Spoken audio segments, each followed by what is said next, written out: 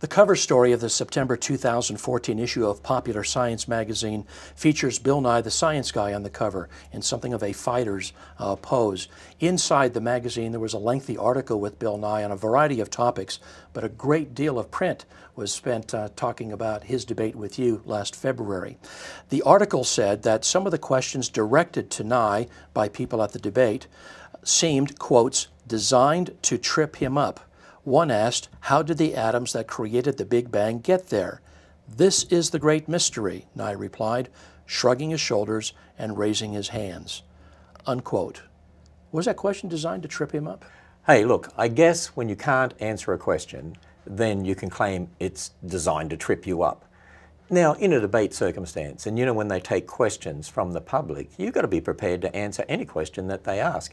And in fact, the questions were written out ahead of time. Nobody knew who wrote those questions, and they were given to the moderator, Tom Foreman, who then took the questions and decided the ones that were to be asked to Bill Nye, and then for me to respond. I had to answer that question too, by the way, because I was asked to respond to that question. Actually, you know the interesting thing? I found out later on, a mother contacted me and said that her young son wrote that question out. I think he was about 10 years old. So I guess Bill Nye saying a 10-year-old asked a question to trip him up. Actually, 10-year-olds, 9-year-olds, younger kids, they can ask some pretty hard questions at times. I've had them come up and ask me, well, where did God come from? Well, who made God? I could claim that's there to trip me up. No, it's not. They're asking. And you know what? That young man asked that question, and Bill Nye had to admit he didn't know.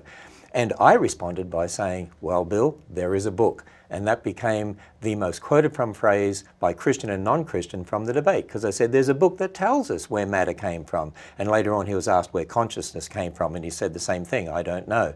But we have a book, it's called God's Word, that tells us who we are, where we came from, what life is all about, what our problem is, and what the solution is in Jesus Christ.